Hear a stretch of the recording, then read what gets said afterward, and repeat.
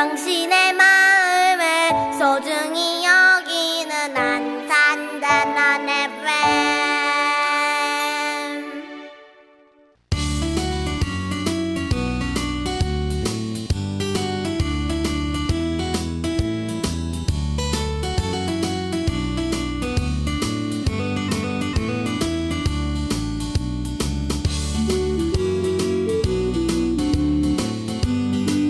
안녕하세요.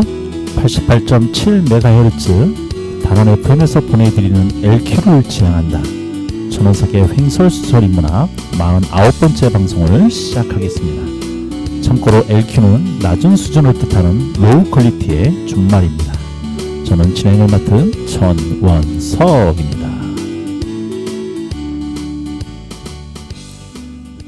김범준이 저술한 모든 관계는 말투에서 시작된다라는 책에는 다음과 같은 이야기가 적혀 있습니다. 예일대 심리학과의 존 바그 교수는 피실험자를 두 그룹으로 나누어 A그룹에는 따뜻한 커피잔을, B그룹에게는 얼음이 든 차가운 커피잔을 들고 있게 했습니다. 그 후 피실험자들은 면접관이 되어 동일한 한 사람을 인터뷰를 했습니다. 그런데 그 결과는 놀라웠습니다. 따뜻한 잔을 들고 있던 A그룹은 모두 면접 본 사람을 채용하겠다고 응답했고, 차가운 잔을 들고 있던 B그룹은 모두 채용하지 않겠다고 응답했습니다. 단지 2, 3분 동안 들고 있던 커피잔의 온도만으로 면접의 결과가 달라진 것이었습니다. 이를 가리켜 따뜻한 커피의 효과라고 우리는 말하고 있습니다. 이 실험을 통해서 사람의 마음을 움직이는 것은 거창하고 커다란 무엇이 아닌 아주 작은 것이라는 것을 알 수 있지요. 커피잔의 온도만큼이나 사소하지만 인간관계에 큰 영향을 미치는 것이 바로 말투가 아닐까 합니다. 말에도 온도가 있습니다. 너무 뜨거워도 얼음처럼 차가워도 안 됩니다. 뜨겁고 차가운 말은 사람들 마음에 상처를 만들 수 있습니다. 적당한 온도를 가진 따뜻한 말이 항상 중요합니다. 추운 날씨입니다. 누군가의 따뜻한 말 한마디가 그리워지는 계절입니다. 에일리가 부릅니다. 첫눈처럼 너에게 가겠다.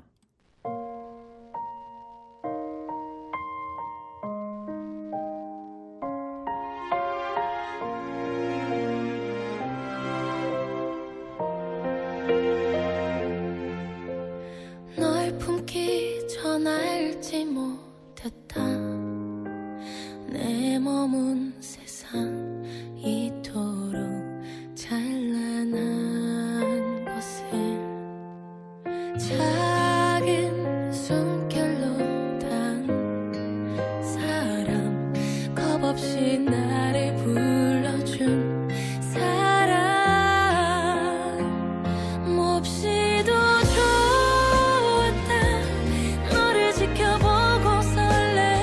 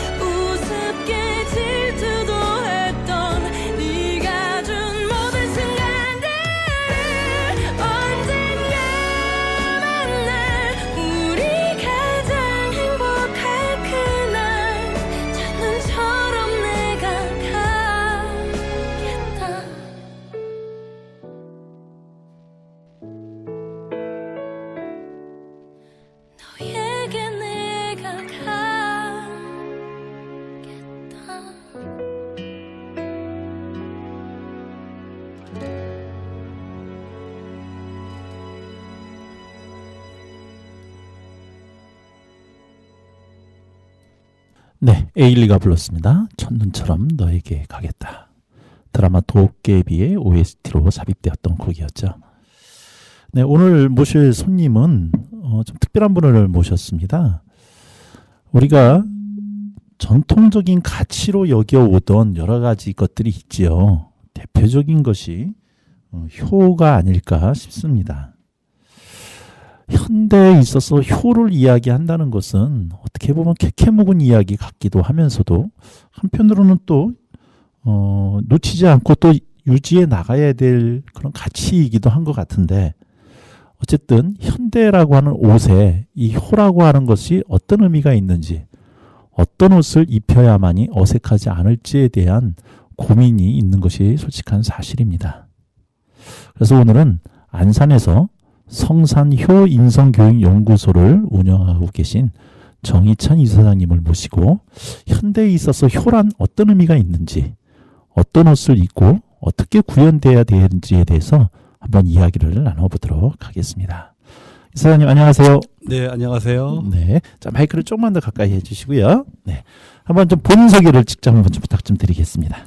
네, 저는 안산에서 태어나서, 그리고 안산에서 자라고 학교 공부를 하고, 그리고 이제 한 번도 안산을 떠나본 적이 없는 안산에, 우리가 말하는 흔히 그 인디안이라고 하는데, 현재 하고 있는 일은 그 성산 효인석 교육연구소에서 대표를 맡아서 그 효인성 강사를 양성하고, 그리고 양성된 강사를 학교나 각 단체에서 효인성 강의를 맡아서 하는 단체를 운영하고 있습니다. 네. 아니, 원래 제가 우리 정희창 이사장님을 모실 때는 효에 대한 이야기는 좀 부차적이었고, 솔직히 말씀드리면 방금 소개해 주신 대로 인디언이라고 그런다고요? 무슨 의미죠, 인디언이란 게?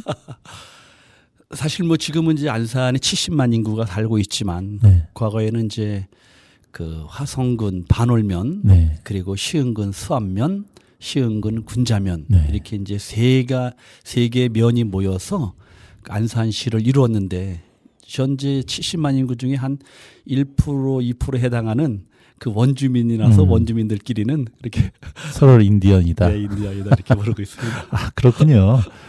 제가 우연히 우리 정희창 이사장님하고 한번 대화를 할 기회가 있었는데, 정희창 이사장님이 풀어주시는 그 어렸을 때의 안산에서의 모습이 너무나도 맛깔스럽고 너무 재밌었어요. 아, 그래서 한번 모시고서 안산의 그 옛날 모습에 대해서 이야기를 좀 해야겠다.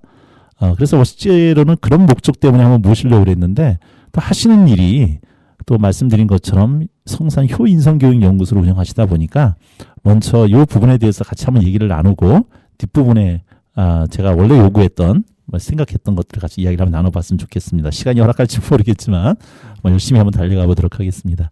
성산이라고 하는 뜻이 뭔가요?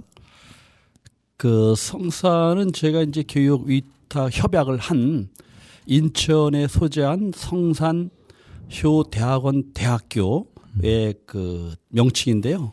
거기에서의 성산은 그 성산효대학원 대학교의 총장님이신 최성규 총장님의 호를 따신 네. 그 성산이 되겠습니다. 그러니까 인천에 효대학원 대학교가 있는데 이제 거기에 부설 교육 협약 기관으로서 존재하신다는 거잖아요. 네네.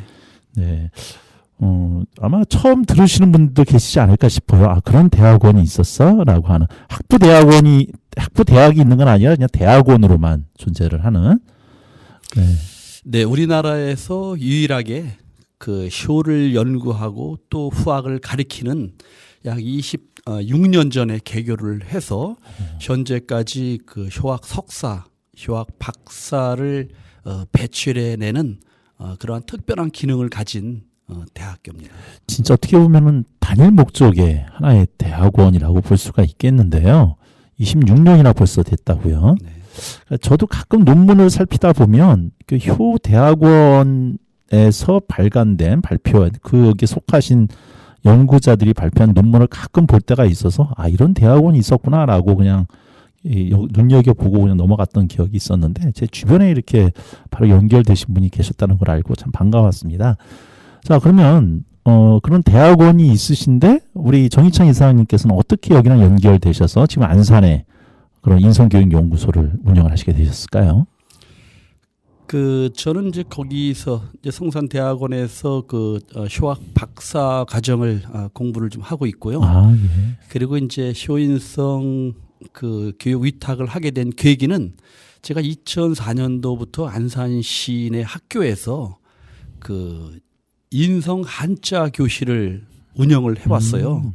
약 한 40여 명의 강사들과 함께 지금도 인성이 문제, 그때도 인성이 문제해서 체계적으로 다 인성을 좀 가르쳐 보고자 해서 안산시를 조르고 또 학교에 가서 이해를 구하고 설득을 해서 인성 한자 교실을 운영을 하면서 이것을 좀 더 체계적으로다가 접근할 필요가 있다 해서 이 성산효대학원 대학교와 지난 9년 전에 교육 위탁 교육을 계약을 맺어서 제가 이제 안산교육원이고 그리고 또 저 역시 이제 공부가 좀 더 필요하기 때문에 입학을 해서 공부를 하게 되었습니다. 네. 그러면 안산에서 지금 그런 효인성을 가르치는 강사들을 양육하고 계시다는 얘기잖아요. 네, 그렇습니다. 그럼 네. 커리큘럼이 어떻게 되시나요? 주로 이제 효학, 그다음에 효문화 이런 것 등을 이제 기반으로 해서 과거의 효는 이제 일방적인 아랫사람이 어른을 모시는 일방적인 효도의 개념이었다 하면은 네. 지금의 효는 이제 특히 인천 성산대학에서의 추구하는 커리큘럼은 HYO 그것을 한글로 풀이하면 그냥 효인데 네. HYO 하모니 영 앤 올드 그러니까 연세 드신 분과 젊은 사람의 아름다운 조화. 신구의 조화를 얘기하는 거예요. 네, 이렇게 풀어나가고 있습니다. 네. 그러니까 일방적인 대접받고 또 대접하는 일방적인 관계가 아니라 서로 대등한 관계 속에서 맺어가는 관계를 효라고 다시 재정의 하신다는 얘기 같네요. 네, 네. 그러면 안산에서 교육을 한다면 교육 기간이나 뭐 교육 회차가 있을 거 아닙니까? 1년에 몇 번 정도 이렇게 교육을 하나요? 제가 이제 처음 교육원을 개원했을 때 당시에는 1년에 3차례에서 4차례를 했는데 네. 이제 많은 수요가 필요하기 때문에 지금은 정기적으로 1년에 2차례 상반기, 하반기 이렇게 2차례 하는데 한 기수에 30명씩 60명씩 이렇게 배출해서 현재는 약 한 500명의 강사를 배출했습니다. 대단하네요. 그럼 한 기수가 기간이 몇 주 동안 강의를 수강을 하게 되나요? 22주 차예요. 22주 차. 22회 차이기 때문에 네. 일주일에 한 번을 하게 되면은 6개월. 지금 같은 경우는 이제 좀 급해서 일주일에 2번을 하다 보니까 약 3개월을 꽉 채워서 공부를 합니다. 한 회차당 2시간, 3시간? 3시간입니다. 와, 대단하네요. 그러면 22회차를 3시간씩 66시간인데 그거를 참여하시는 분이 계속 그렇게 많으신가 봐요. 네. 거의 정원을 못 채운 적이 없고 늘 정원이 넘어서 성산대학에서는 한 기수에 35명 이상은 이하만 자격증을 주는데 그 이상이 왔을 때는 예비 인원으로 둘 정도로 인기가 있습니다. 좀 의외입니다. 그러니까 지금 효라고 하는 게 어떻게 보면은 이제 젊은 사람들이 보기에는 좀 캐캐묵은 같이 느껴지는데 이렇게 많은 사람들이 강사로 지원한다는 거는 그거에 대한 수요가 있다는 거고 그러니까 그렇게 시대에 맞지 않는다라고 여겨짐에도 불구하고 밑바닥 정서에는 그런 효에 대한 인성에 대한 수요가 있어서 강사들이 몰린다는 얘기잖아요. 이게 어떻게 된 현상일까요? 그러니까 그런 수요가 그냥 단순히 나이 드신 분들이 요새 젊은 것들 참 못돼 먹었어라고 하는 그런 식의 어떤 염려에서 그냥 무작위적으로 뽑아대는 그래서 수요가 많은 건지 진짜 그런 수요가 많은 건지 좀 의아한데 한번 말씀 좀 부탁 좀 드리겠습니다. 네, 우선 지원하는 분들의 이제 동기나 계기는 이제 여러 가지가 있겠는데요. 가장 많은 부분은 먼저 공부를 하신 지인의 추천에 의해서 공부를 많이 하게 됩니다. 네. 같이 학교에서 무슨 방과후 수업 강사를 하셨는데 이분이 그 우리 효 교육을 받고 또 인성 교육을 받고 우리가 알고 있던 그냥 일상적인 그런 효의 개념이 아니라 실제 공부를 해봤더니 상당히 깊이가 있고 우리가 달리 그 동방예의지국이 아니라 과연 이러한 그 효를 체계적으로 좀 공부를 해보니까 정말 매력이 있고 이게 꾸준히 후세에 그 길이 지켜나가야 될 또 물려줘야 될 이런 문화유산이다. 이런 생각을 듣고 왔는데 와서 보니까 정말 본인들의 만족도가 상당히 높은 이제 그런 부류가 또 있고 네. 그리고 이제 이것을 하나의 또 직업의 개념으로 해서 그 안산시나 또 제가 이제 화성시, 시흥시에도 이 교육을 하고 있는데 시청에서는 이 예산을 이제 편성을 하게 되니까 이 교육을 한 이후에 그 학교에 가서 강의할 수 있는 기회 그리고 이제 보람도 느끼면서 수입도 창출하는 그런 기회가 생기니까 또 지원하는 그런 사람들이 또 네. 있고 합니다. 뭐 다 만족이 돼야겠죠. 그러니까 교육 내용도 만족이 될 뿐더러 이것이 또 가르치는 입장에서 수입도 되면서 가르치는 자의 보람도 느낄 수 있으니까 또 많은 분들이 몰릴 거라고 생각이 되는데 지금 말씀하신 것처럼 학교라든가 관공서에서도 좀 이렇게 의도적으로 정책적으로 밀어주는 그런 좀 가치이기도 한 것 같아요. 프로그램 자체가. 네네. 500명이 전부 다 뭐 강사로 다 나가지는 않으실 거 아니에요? 네, 처음 공부할 때부터 이제 강사를 하겠다는 사람보다는 그냥 우리 효니까 전통의 효니까 좀 체계적으로다가 어르신도 모시고 이웃 어른들 공경하고 그리고 내가 자녀들 교육을 할 때 어떻게 하면 좀 더 합리적이고 효과적으로 할 수 있을까 이런 생각으로다가 대부분 공부를 하셨는데 네. 수료할 때쯤 되면은 조금 욕심을 내시는 거죠. 네. 그래서 이제 학교에 가서 강의를 하시게 되는데 그 근거는 인성교육진흥법에 모든 대한민국에 있는 유치원, 초, 중, 고등학생은 연간 일정한 시수의 인성교육을 교육 받도록 되어 있습니다. 네, 네. 그리고 지방자치단체에서는 국가나 지방자치단체는 인성교육에 필요한 예산을 그 시가 지원할 수 있는 여력 내에서 지원하여야 한다. 의무교육. 의무교육으로 네. 되어 있다 보니까 지자체, 그다음에 학교에서는 역시 경기도 교육청이나 또 학교장한테도 그러한 의무를 부여했기 때문에 네. 이것은 진행이 2016년도에 제정이 돼가지고 현재까지 쭉 진행이 되고 있습니다. 그렇군요. 자, 그러면 거기 교수진이라고 할까요? 그럼 효 대학에 계신 교수님들이 오셔서 강의를 하시게 되나요? 네, 네. 전체 교육 중에서 약 70% 이상은 그 성산효대학원 대학교의 교수님들이 오시고 30%는 우리 지역의 명사를 초청을 해서 현재 진행되고 있는 이게 실생활과 어울리는 직결되는 그러한 교육을 또 이렇게 하도록 교수진이 구성이 되어 있습니다. 네, 그러시군요. 야, 이런 단체가 안산에 있었다라는 거 저도 참 뜻밖입니다. 예.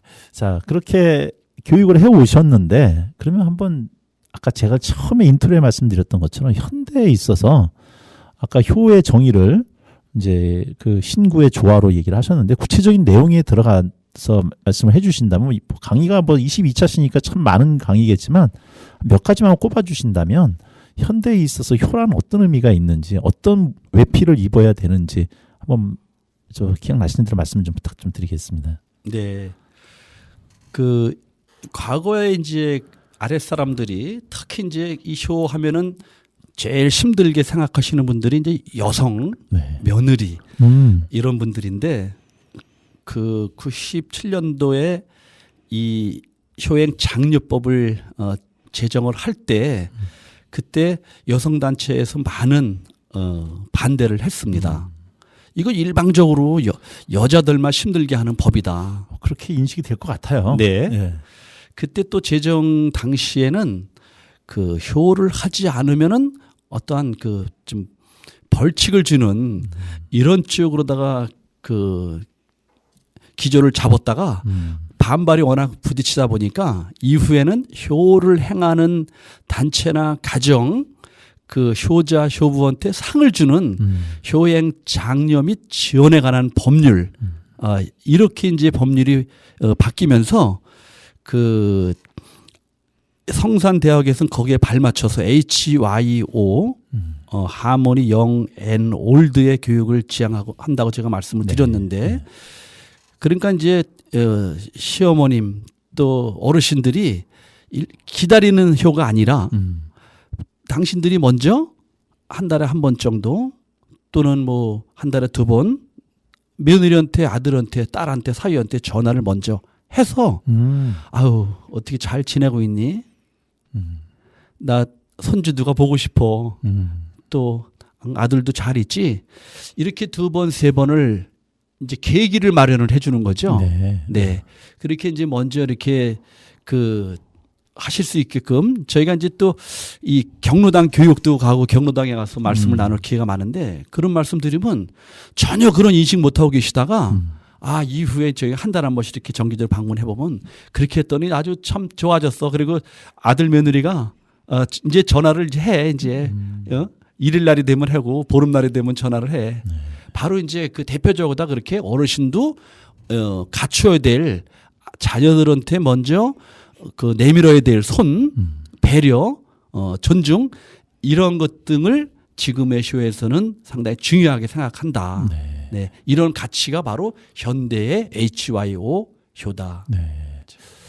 말씀하신 것처럼 이제 어르신들도 기다리고 받기만 하는 효가 아니라 먼저 손 내밀고 그래서 젊은이들과의 소통을 먼저 중요시하게 여긴다라고 그렇게 이해가 좀 되는데요. 요새 새롭게 뜨는 개념 중에 하나가 격대 교육이라고 하는 말이 뜨는 것 같아요. 이제 젊은 부부들이 너무 바쁘니까 손주 손녀들을 이제 할아버지 할머니한테 맡겼을 때 할아버지 할머님들이 손주들을 교육시켜주는 격대 교육이다. 그런 부분하고도 연결이 좀 되지 않을까 이런 생각이 좀 드네요. 네, 물론입니다. 지금 이런 핵가족 시대에 사실 이렇게 3세대가 함께 사는 가족이 상당히 드물지요. 그렇죠.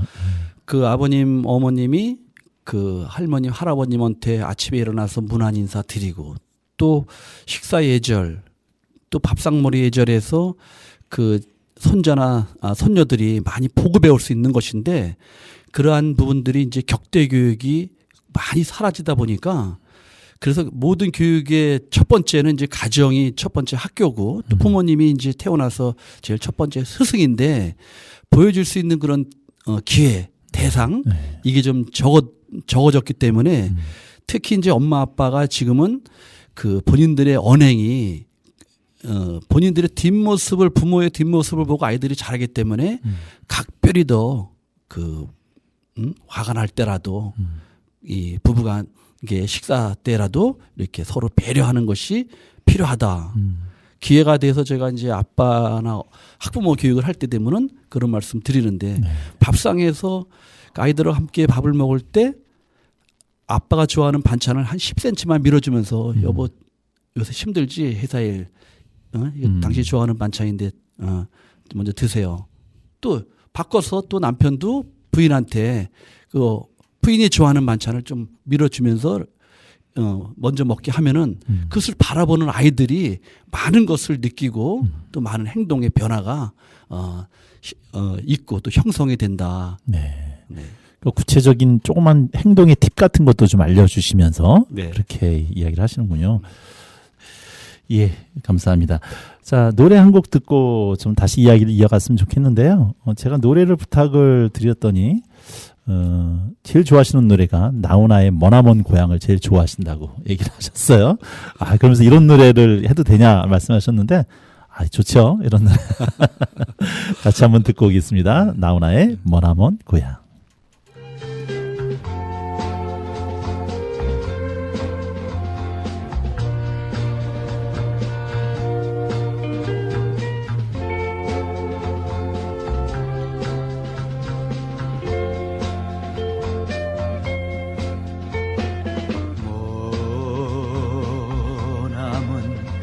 남쪽 하늘 아래 그리운 고향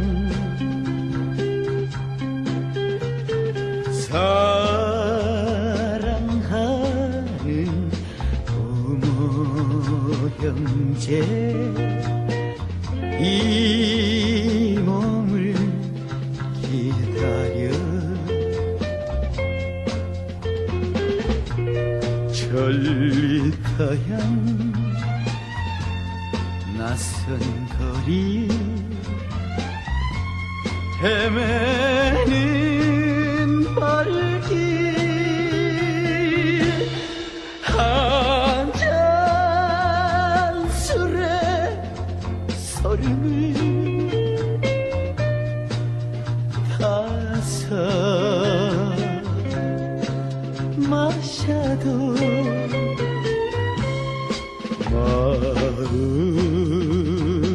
마음은 고향 하늘을 달려갑니다.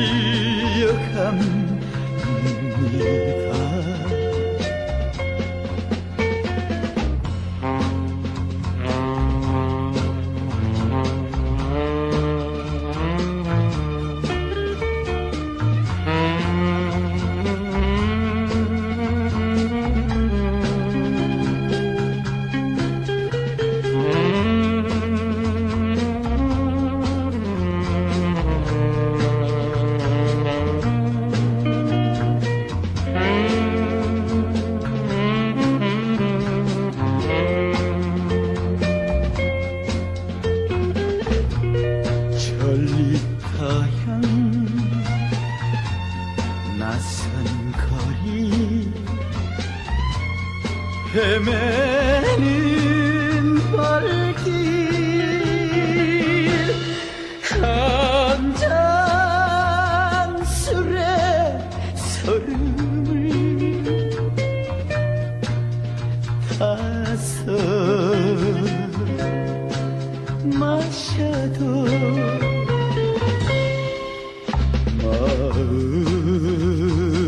마음은 고향 하늘을 달려갑니다.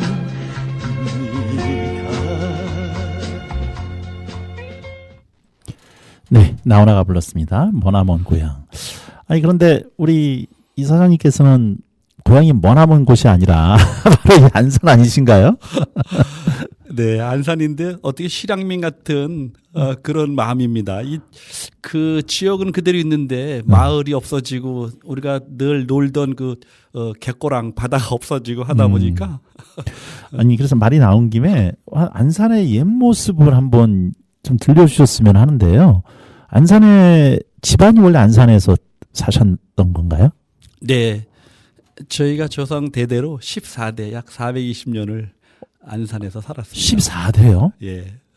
와, 그럼 안산에 그냥 진짜 원주민이시네요. 그 성이 정이 어떤 정씨 본관이 어떻게 되시나요? 네, 저는 경남 하동 정가입니다. 하동정 씨시고 14대 할아버님께서 안산으로 이주를 하셔서 네. 네. 지금 원래 태어나셨던 곳은 어디셨던 거예요? 지금 그 안산 터미널이 있는 자리, 네네. 안산시 성포동에 소재한 그 터미널 바로 옆에 보면 현재 그 주유소가 있는데 네네. 거기가 저희 종택입니다. 종갓집이고 거기서 태어나서 거기서. 네. 그러면 거기 지금 성포라고 한다면 거기도 바닷가였다는 얘기잖아요. 네, 바닷가였죠. 어렸을 때도 거기가 바다로 있으셨다는 건가요? 일단 네네. 학교만 갔다 오면 거의 뭐 바다가 그냥 저희 놀이터였었죠. 그러니까 안산의 대부분이 이제 원주민이 아니라 이주민들인데 그래서 안산에 하면은 그냥 생각나는 것이 그냥 뭐 공단 도시 뭐 이런 것들만 생각이 나지 거기가 바다였을 거라고 생각은 못 하는데 그러면 초등학교 중학교를 어디서 나오신 건가요? 네, 초등학교는 이제 본호동에 소재한 본호 초등학교를 나왔습니다. 네. 그다음에 이제 중학교는 저 반월동에 위치한 반월중학교. 그때도 역시 성포동에서 집이 성포동이니까 본호초등학교, 반월중학교 이렇게 먼 거리를 걸어 다녔죠. 지금 본호초등학교가 몇 년 된 거죠? 제가 25회인데 거기 졸업한 게 74년도니까. 와, 그럼 지금 한 75회 뭐 이렇게 됐네요. 네, 그렇게 됐죠. 하긴 안산에는 지금 100년이 넘은 학교도 있으니까. 네. 그러시군요. 그러면 이제 그때 같이 뛰어놀던 동급생들이 지금도 안산에 계신 분들이 좀 계신가요? 네, 네. 그 이제 대부분 이제 보통 고등학교 졸업하고서는 아직 시골이었기 때문에 많이들 떠났는데 네. 저는 이제 친구들 만나면 그런 얘기 합니다. 뭐 번호 초등학교 동창들 송년회다라든지 꼭 봄 가을이 야유회 때 만나면 떠났다가 다시 이제 돌아온 친구들이 많은데 구부러진 소나무가 그 선산을 지키지 않냐. 그래서 네. 이렇게 안산을 꿋꿋하게 지켜와서 누가 떠가지 않고 잘 있다 이런 얘기를 하고 있는데. 네. 아, 이건 겸손의 말씀이시죠. 진짜 못난 소나무가 고향을 지킨다고 하지만 지금 안산에서 이렇게 훌륭한 일을 하고 계신 분이니까. 아, 그러면 그 얘기를 잠깐 좀 해주시죠. 그 어렸을 때의 안산의 모습, 포구로서 바닷가로서의 안산의 모습. 그러니까 사리도 저도 안산에 터를 잡은 게 91년에 왔는데 그때만 해도 사리가 있었고 혁기열차가 있었고 뭐 그랬거든요. 어렸을 때의 그 바닷가에서 놀던 뭐 저 에피소드가 있다면 어떤 모습이셨는지 한번 네. 얘기를 좀 부탁 좀 드리겠습니다. 저 이제 성포동 앞에는 그 수인선 협계 열차가 바로 집 앞으로 지나가고요. 네. 협계 열차를 바로 건너면은 이제 그 바다인데 저희는 어렸을 때부터 어르신들도 그렇고 바다란 말씀을 안 하시고 갯꼬랑 갯꼬랑. 예, 갯꼬랑이라고 하셨어요. 그때는 무슨 뜻인지를 몰랐는데 지금 가만히 보니까 지금 시흥시에 보면은 갯골 생태공원이라고 있잖아요. 네, 네. 그래서 아마 갯꼬랑이 그렇게 바닷물이 거의 뱀처럼 꾸불꾸불해서 들어오거든요. 네네. 저희 동네에도 바로 이제 그렇게 있었어요. 그래서 주변에는 이 갯꼬랑 옆에는 이 뻘이 상당히 넓고 거기에는 이제 뭐 게, 망둥이, 짱뚱어 또 그리고 여기는 다른 바다와 틀리 그 수안봉에서 내려오는 민물이 네네. 합쳐지는 곳이라 민물고기하고 바닷물고기가 혼재해 있었습니다. 아, 뭐 장어도 있었겠네요. 네, 뱀장어, 그다음에 또 흔한 붕어, 이잉어, 가물치 이런 것 등을 그냥 손쉽게 잡았습니다. 뭐 네. 어렸을 때 뭐 거의 초등학교도 들어가기 전부터 뭐 손으로다가 이렇게 눌러서 잡았을 정도였으니까. 아, 재밌으셨겠네요. 그래서 학교 갔다 오면은 뭐 거의 이 가방을 마루에다 던져 놓으면은 저녁 때 어두워서야 들어올 정도로 아니면 어떤 예. 때는 옆집 이제 어머님이 너희들은 어두워질 줄도 모르고 노르고 있냐고. 네네. 그래서 이제 한꺼번에 이제 붙들려서 이제 집으로 가고 그랬는데 친구들하고 정말 재미있게 놀았죠. 그럼 지금 그 집 앞으로 지금 성포동 쪽도 좀 바닷가였다면 어디 쪽까지가 바다였고 지금 육지하고 바다하고 구분이 안 되는데. 현재는 그 터미널 앞에가 이제 그 큰 다리가 있는데 네. 이제 거기가 이제 성포가 되겠고요. 예, 예. 거기서부터 이제 쭉 더 올라가면 그 예술인 아파트, 네네. 그 더 올라가면은 월피동 그 광덕시장, 네네. 단홍을 지나서 이제 광덕시장, 그리고 안산 IC 입구에 가면 또 다리가 있거든요. 네네. 거기까지 바닷물이 하루에 2번 들어가고 두 번이 나갔습니다. 거기까지 바다였단 말이에요. 예, 예. 저는 바다 하면 지금 공단 정도쯤 이렇게 생각을 했던데 안쪽으로 훨씬 더 들어왔었네요. 이제 앞으로 쭉 나가면은 그 사리가 제일 이제 큰 바다에 그 바다 배가 이제 들라날라 거렸고 네.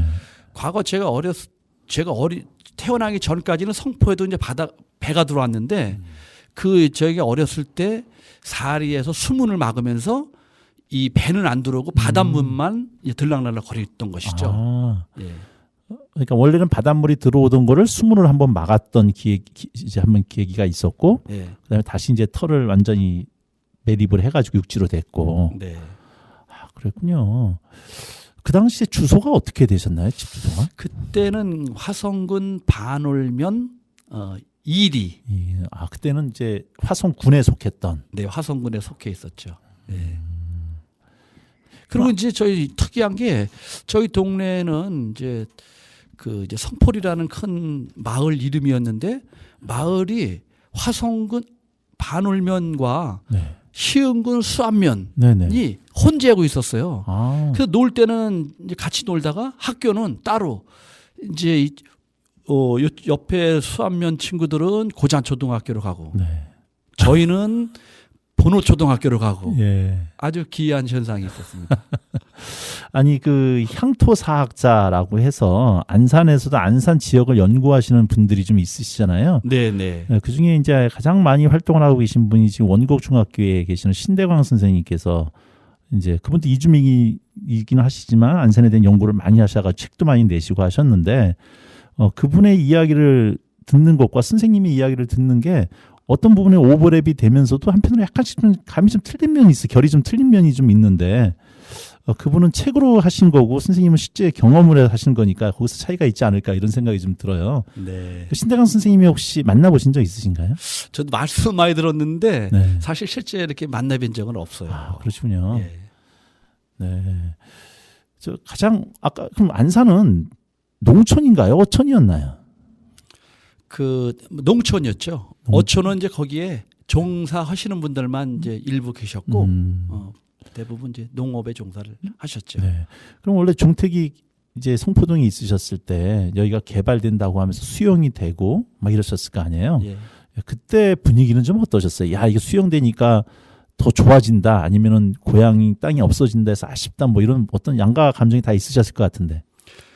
상당히 아쉬워하는 분위기였었죠. 제가 중학교 3학년, 고등학교 1학년 때 처음 반월 신공업 단지가 발표가 되면서 시작이 될 때 335 이장님을 주변으로 해서 만났을 때 다 걱정하는 우려하는 그런 분위기였었고 그중에서도 저희 집이 가장 고민을 많이 했어요. 네. 그 이유는 현재 그 홈플러스 뒤에 있는 단원 미술관 네네. 그 자리에 그 수자원 공사가 먼저 사무실을 열었습니다. 네. 그 자리가 바로 저희 밭이 있었는데요.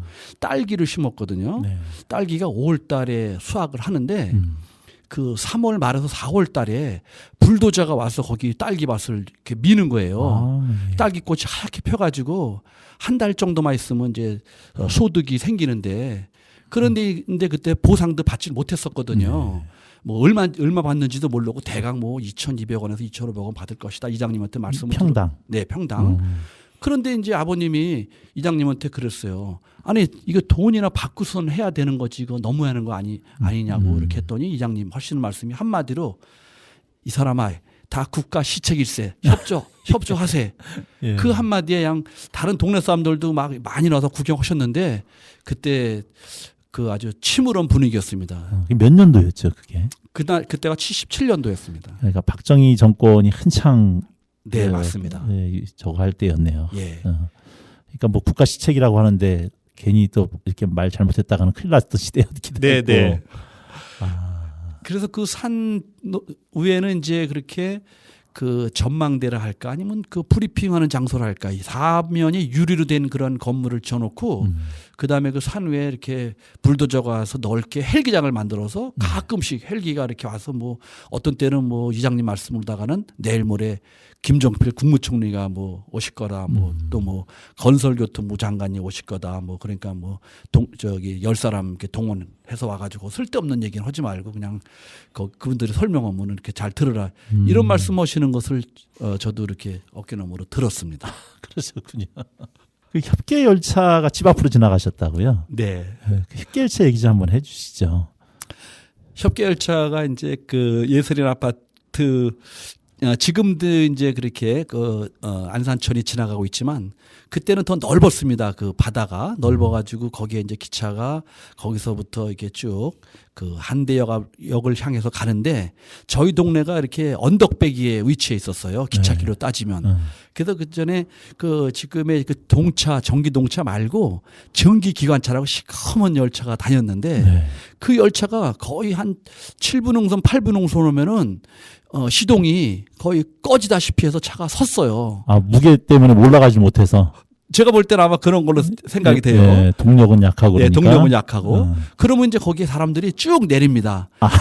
짐을 가지고 예. 당신들이 가지고 있던 짐을 쭉 가지고 이제 내리세요. 예. 내려가지고 조금만 더 걸어가면 정상이니까 예. 그 차장이 이제 이렇게 파란 완장 두른 그 빨간 완장 두른 차장이 올라가라고 이렇게 하시면은 이제 그분들이 저 올라가 있고 기차는 다시 쭉 빠꾸에서 저 아래 그 예술의 아파트 아래 있는 그 다리까지 네. 빠꾸로 해서 후진을 해서 거기서 이제 다시 이제 동력을 보충해서 막 달려와서 정상까지 가서 서면은 이제 거기 기다리던 손님들이 다시 타고 이제 가고 이런 것을 여러 차례 보고 그 저희 동네 이제 이제 젊은 형님들이나 아저씨 이런 분들은 그냥 거기서 역전이 아닌데도 불구하고 내려서 그냥 집으로 오시고 이런 걸 많이 봤습니다. 아, 진짜 새로운 얘기네요.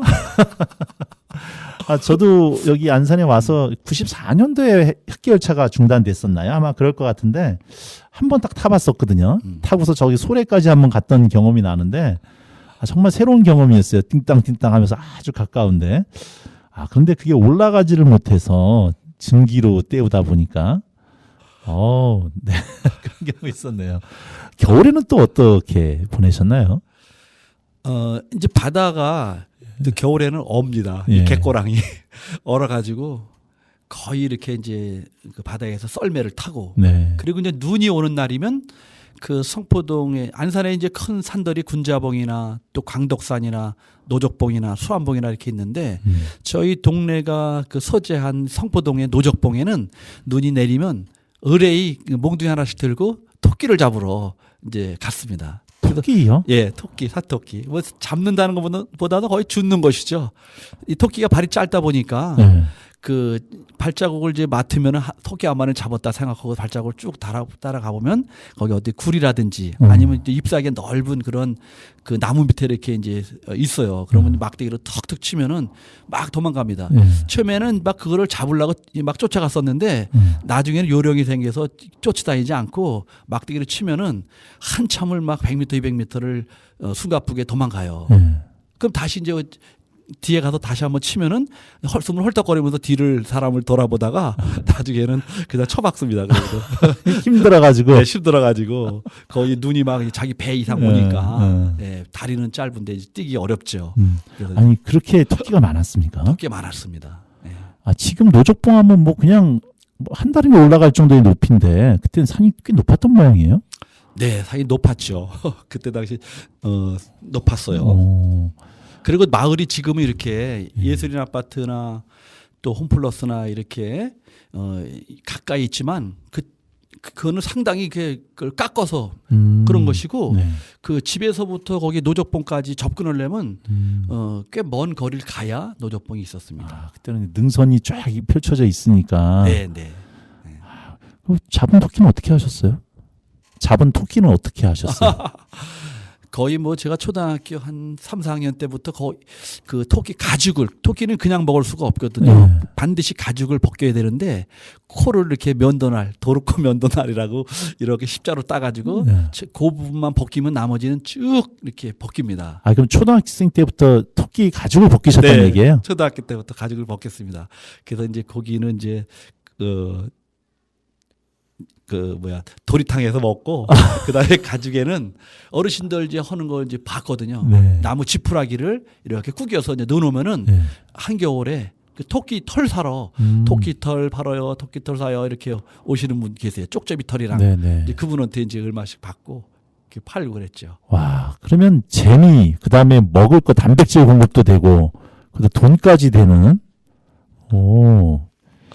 아 그거 진짜 추억이시겠네요. 지금 돌이켜 보면. 지금까지 어떤 체력을 유지하는 것의 그 거의 대부분은 아마 그 갯고랑에서 잡은 붕어나 또 게나 이런 물고기 거의 초등학교 때부터 겨울만 빼놓고는 매일 매운탕을 끓여 먹다시피 했거든요. 아, 그래요? 그럼 그때 그 칼슘이라든지 단백질 보충이 네.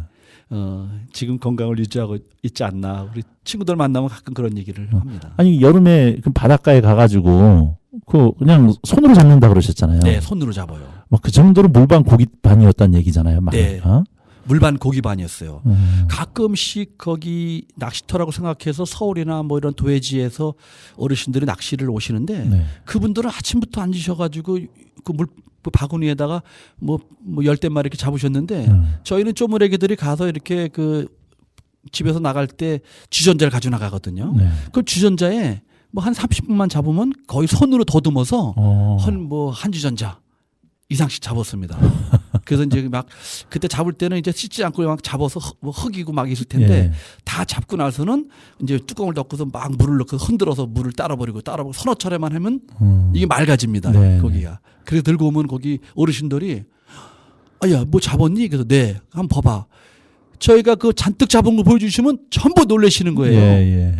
아니 고마는 그 쪼무레기들이 가서 그렇게 잡을 줄을 생각을 못했던 거죠. 예. 처음에는 거기서 낚시하는 데서 놀을 때는 저리 가라고 낚시에 지장 있다고 하셨는데 갈 때 이렇게 보시고선 조금 큰 고기 잡은 걸 보시면 팔으라고 그랬던 기억도 네, 낚시꾼들한테 팔고. 네, 생생합니다. 아니 그러면 그 잡았던 고기를 매운탕을 뭐 어머님이 해주셨나요? 어떻게 하셨어요? 뭐 어르신들은 전부 이제 들에 나가 계시니까 네. 이제 저희들끼리 이제 집에 가져와 가지고 네. 그 배를 따서 그 아파트에 나가면 뭐 여러 가지 양념이 많잖아요. 네네. 대파도 있고 깻잎도 있고 마늘도 있고 그냥 거의 그냥 한 소그릇씩 그냥 뜯고 뽑아다가 그거를 이렇게 다듬어 가지고 예. 과거에는 이렇게 여름 같은 경우는 그 부엌에다가 하지 않고 그 양은솥을 그 예. 뒷안에다가 걸어놓고 불을 떼서 했거든요. 참, 네, 그 어르신들 하는 거 그대로 보고선 가다 이제 물을 잔뜩 넣고서 이제 이렇게 삶어 이제 고추장이 장독대가 옆에 있으니까 네. 장독에서 그냥 그 국자로다 한 서너 국자 넣고 이렇게 해서 불을 떼면 과연 언제가 불을 그만 뗄지 모르니까 뚜껑 열어보면 김이 나오고 그래서 나중에 보면 물이 하나도 없어요. 그럼 네. 야 그만 뭐 떼자 이제. 그래서 바가지로 떠다가 그냥 여럿이 같이 또 먹고 또 떠다 먹고 거의 뭐 그냥 5-6 바가지를 여럿이 먹으니까 뭐 밥 생각이 안 날 정도로다가 이 물고기로다 배를 채웠다시피 했죠. 아니 그때만 해도 아직 쌀이 자급자족이 안 돼서 먹을 게 좀 약간 부족할 타입이었는데 저희 선생님 어렸을 때는 그때도 뭐 보릿고기가 있었나요? 그랬죠. 예. 아, 도시락이 뭐 학교 도시락이 거의 보리밥이 거의 대부분이었죠. 그럴 때 그런 걸로 배를 채우고 영양분을 챙기셨던 기억도 있으신 것 같고. 전 재밌는 게 다들 초등학교 뭐 2, 3학년 조그만 꼬맹이들이었을 거 아니에요.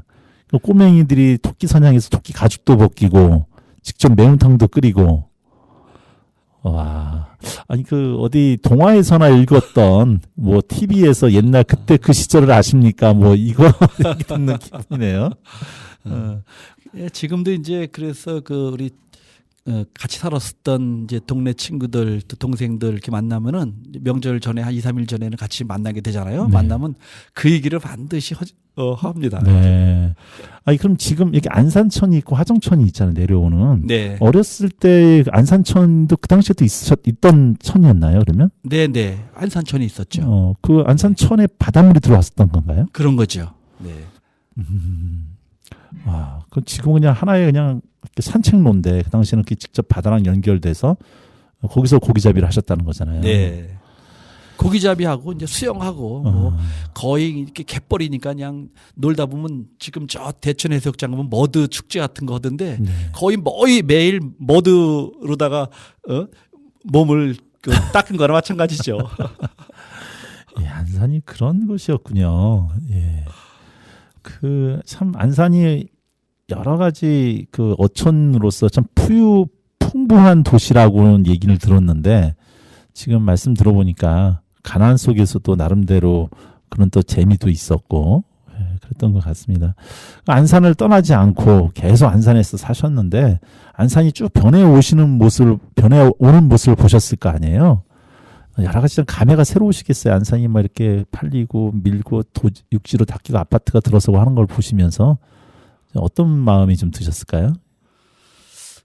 네, 이제 안산에 이제 발전되는 모습을 이제 쭉 이렇게 참 보아온 여러 사람 중에 한 사람이죠. 저도 네. 이제 철이 들기 전부터 이제 안산시가 당초에는 안산시란 얘기는 없었죠. 네, 처음에는 네. 이제 반월 신공업 도시 그렇죠. 이런 이름으로 다 해서 이제 그 국가 산업 단지이기 때문에 그 정들었던 집도 이렇게 국가가 매수를 하고 또 그동안 생계의 수단인 논밭을 다 이렇게 정부가 매수를 하고 그 이후에 사실 그 고향에 계신 저보다 더 선배님들이나 또 어르신들이 그 천수를 누리지 못하고 돌아가신 분들이 상당히 많이 있어요. 그 하시던 일을 갖다가 이렇게 손 놓고 갑자기 뭐 얼마 보상은 받아서 돈은 있지만 뭐 근처에 뭐 안양이나 이런 데 가서 상가를 샀다가 그냥 뭐 경험도 없으니까 이 사업도 망하시고 또 이제 그런 그 돌아가시고 나면 이렇게 모여서 동네 사람들끼리 그런 우려를 많이 하셨어요. 그래서 저는 외형적으로 다 이렇게 그 반월 신공업 도시가 안산시가 되고 또 아파트가 들어서고 그 많은 그런 변화는 있었지만 저희들한테는 참 불행이었다. 저희 아버님 세대도 그랬고 저희들도 그랬고 찾아갈 고향이 없어졌잖아요. 네. 그런 정서도 없어지고 그래서 그런 아쉬움이 늘 자리하고 또 동네 분들 그 이제 상이 나면 어머님은 이제 전태 연락을 해서 아범아 저기 가봐야 되지 않겠냐고 그래서 이제 어머님 모시고 가면은 또 좋아졌다는 그런 어른들의 평보다는 그래도 옛날에가 참 좋았는데 이런 말씀들을 많이들 하세요. 그것이 단순히 감성적으로 옛날이 좋았어가 아니라 정말 어떻게 맨날 평생을 고기를 잡든가 농사를 지었던 분들이 갑자기 수용이 돼서 돈은 들어왔지만 장사를 해보신 경험도 없고 그래서 뭔가를 먹고 살기 위해서 사업을 시작을 했는데 그것이 경험 부족이다 보니까 쫄딱 망할 수밖에 없었고 또 공동체는 파괴되고 이런 데서 오는 여러 가지 상실감들이 좀 꽤 크셨겠다는 생각이 좀 드네요. 네네 그렇죠. 그렇군요. 아니 근데 14대가 사셨다면 손조들 이렇게 조상들의 묘자리도 안산에 다 있었을 거 아니에요. 네 맞죠. 그러면 다 묘자리는 다 어떻게 하셨어요? 그 묘가 저희는 그 성포동 동사무소 앞에 보면 쌀이골이라는 이제 골이 있었는데 거기에 쭉 이렇게 이제 그 선조 묘가 있었는데 그때 근처에 어디 다른데 모실 데가 없어서 또 정부의 시책이라고 하면서 그때 전부 화장을 권유해서 그때 전부 화장을 모셨습니다. 그냥 화장을 하고 따로 납골은 하지 않고 그냥 산골을 해버리는 걸로. 네네 사리 앞바다에 이렇게 이제 모셨죠. 그거 조상 그 당시 어르신들 입장에서는 그거 참 받아들이기도 쉽지 않았어요. 그럼요. 네 그걸로 인해서 여러 날을 이장님하고도 막 다툼이 있고 그랬었어요. 그렇죠. 다른 것보다도 조상 묘를 그 당시에 가장 중요시 여겼었는데 형제분이 어떻게 되세요? 저는 삼남 일녀예요. 그러면 삼남 일녀 중에 제가 이제 장남이시고 그럼 지금 동생분들 다 안산에 사시나요? 네네 사형제가 다 어머님 모시고 어머니 아직도 살아 계시고요. 네네. 와 복이시네요. 아니 선생님도 그렇지만 어머니 입장에서는 그 슬아의 자녀분들이 그냥 아직도 안산 주변에서 같이 모시고 사신다는 게 참 다복하시고 어머니 입장에서 참 복이시다는 생각이 좀 드네요. 아니 여러 가지 떠날 기회가 있으셨을 것 같은데 안 떠나신 이유가 뭐 따로 있으셨을까요? 그러니까 이제 떠날 기회는 있었지만 이제 아웅급 본 바와 같이 그렇게 그 기회를 잡지 못했고 또 이제 어머님이 계시고 또 이제 아버님도 계셨고 그때 이제 고향에서 이 가업을 물려받아서 해야 될 거 아닌가 이제 농사가 사실 여기 안산이 아시다시피 그 1차 도시 신도시 이렇게 두 번이 나눠졌었잖아요. 저희가 가장 먼저 그 성포동 지역이 그 수용이 되면서 저희는 다행히 아버님이 그 지금 그 한대역 앞쪽에 그때는 거기는 아직 농사를 짓고 있었 곳에다가 이제 다시 논을 사서 또 밭을 사서 농사를 또 이어갔습니다. 그러다가 이제 2000년대 초반에 이제 신도시가 또 발표가 되고 그 시행이 되면서 또 보상을 또 받게 됐었죠. 그래서 그때까지만 해도 아무래도 제가 이제 아버님 하시던 일을 이어받아야 되는 거 아닌가. 이렇게 우물쭈물하는 사이에 이제 시간도 갔고 친구들한테는 그냥 구부러진 나무가 산산을 지킨다. 이제 이렇게 됐던 것이죠. 예. 자, 안산의 산 증인이시네요. 지금 진짜. 내년 이제 3, 4년만 있으면 안산시 지정 40주년인가 되는 걸로 제가 알고 있는데 86년도에 안산이 시로 지정이 됐죠. 그 과정 전부터 안산을 쭉 지켜오셨던, 말씀으로는 구분 소나무라고 하시지만 지금 이제 안산에서 이제 큰 일들을 또 담당하고 계십니다. 네, 혹시라도 앞에 부분에 성산 효인성교육연구소에 대한 관심이 있으신 분들이라면 한번 연락을 좀 아마 하시고 싶으실지도 모르겠는데, 이제 금년은 과정이 끝났을 거고, 내년 뭐 3월 달에 오픈 다시 또 하나요? 개강을? 네. 내년 2월에서 3월 교육을 하고 있는데요. 네. 그 교육 과정은 저희가 이제 독자적인 것보다는 안산시 평생 학습과하고 네. 또 지원이 있어서 이제 그때 시기를 조절을 해서 평생 학습과하고 연결해가지고. 네네. 네. 거기 강의료는 얼마 정도나 될까요? 강의비는 이제 70만 원인데 네. 지금 평생 학습과에서 진행할 때는 이 수강생 부담은 없습니다. 70만 원인데 70만 원을 다 지원을 받는다. 시에서 지원할 땐 그렇게 전부 다 지원해 주는 건 아니고 네. 자부담이 있잖아요. 저희 네네. 네, 교육원에. 과거 같으면 아마 그것을 하기는 어려웠을 텐데 지금은 이제 그 정도 여유가 있어서 자부담하고 시의 지원이 있고 이렇게 해서 수강생 어쨌든 무료로. 네. 이거 몰라서 그렇지 아시는 분들이면 막 몰려오시겠네요. 갑자기 욕심이 생깁니다. 사무실이랄까요? 교육장이랄까요? 지금 어디에 위치하고 있으신가요? 저희 연구소 사무실은 상록구 성포동 그 네. 노적봉 바로 앞에 위치해 있고요. 네. 평상시의 교육은 안산시 평생학습관, 네, 네. 평생학습관에서 그 상록구청 뒤쪽에. 네네 맞습니다. 거기서 진행을 하고 그리고 이제 현장 학습을 반드시 필수로 가야 하는 곳이 있는데 네. 그게 대전에 소재한 국립한국효문화진흥원 거기를 이제 이 과정 중에 하루를 꼭 다녀옵니다. 와서 그래서 22차 시의 강의를 듣고 나면 자격증을 받게 되고 강사로 활동할 수 있게 되는. 네. 네, 많은 분들이 좀 관심을 갖고 좀 여기에 또 교육도 받으시고 그래서 안산의 효인성 교육을 담당하시면 좋겠다 이런 생각이 좀 들고요. 궁금해집니다. 지금 짧은 시간이라 말씀하셨던 효의 개념을 이제 앞에 좀 말씀을 주셨지만 현대에 어떤 모습으로 어떤 내용으로 교육을 하실지에 대한 상당한 궁금증이 많이 들어서게 되는데 저도 한번 관심 갖고 지켜보고 저도 기회가 된다면 한번 교육 과정에 참여해보고 싶은 욕심이 막 듭니다. 네, 선생님 메일스 나누다 보니까 중간에 음악 한 번 더 들었어야 되는데 워낙 얘기가 재밌어서 음악도 듣지 못하고 계속 얘기만 좀 올라왔습니다. 선생님 오늘 이렇게 귀한 시간 내주셔서 참여해 주셔서 감사합니다. 네, 고맙습니다. 네, 자 마지막 노래 듣습니다. 산울님이 부릅니다. 개구쟁이.